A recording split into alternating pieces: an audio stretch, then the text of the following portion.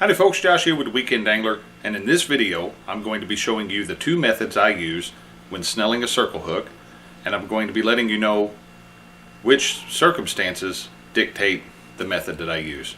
So guys, stick around, I'll show you how it's done.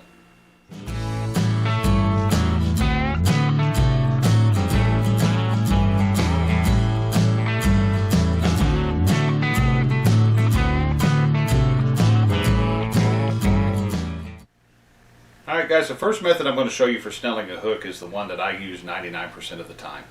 And that is when you are first getting your rig set up, you have your leader line, and it's not tied to anything yet. You have both ends of the leader line available to you, and that's what this particular method relies on.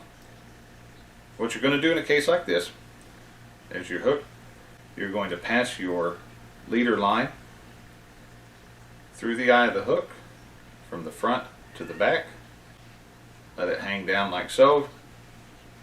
Tag length isn't very dependent, just try to keep it even with the bottom of the hook. You'll trim that up later. Next you're going to begin wrapping, and you're going to bring turns around the shank of the hook and your tag line. You're going to do that.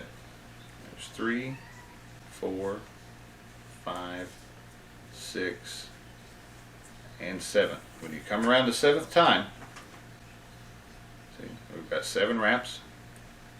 You're going to bring the other end of the tag line back through the eye of the hook.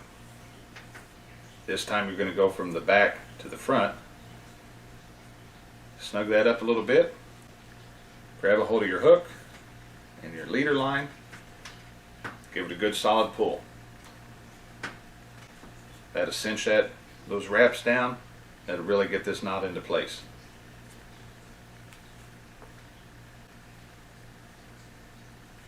Once you're done with that, trim your tag line off. Leave yourself, just a little bit. Gotta use some judgment on that. But you have a snelled knot, and that's good and solid. Alright guys, this next method I'm going to show you is very useful whenever you're already got a leader line attached to a main line.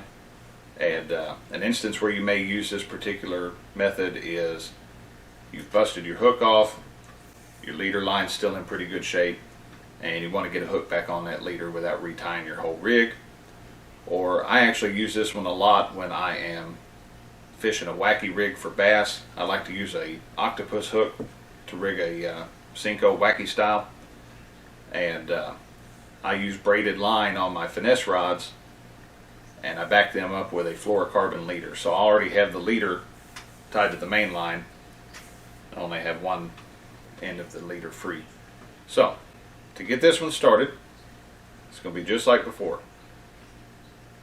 You're going to go through the eye of the hook from the front to the back along the shank, but instead of just pulling a little bit of line this time, pull yourself quite a bit more.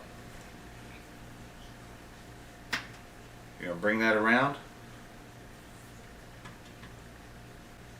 form a loop right there next to the hook. After you've got your loop formed, you can start your wraps. First one's always a little bit tricky. They get a whole lot easier after that. We've got 1, 2, 3, 4, 5, 6, 7 wraps, just like before. Now, once you have that wrapped, all you have to do is bring this tag end through your loop that you created, and you're going to hold tension on that and slowly pull everything together. You can see that cinching down.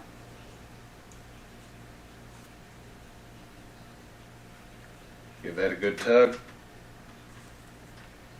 and now you've got a cinched knot. Trim your tag end, and you've got your hook ready to go. Same thing as before.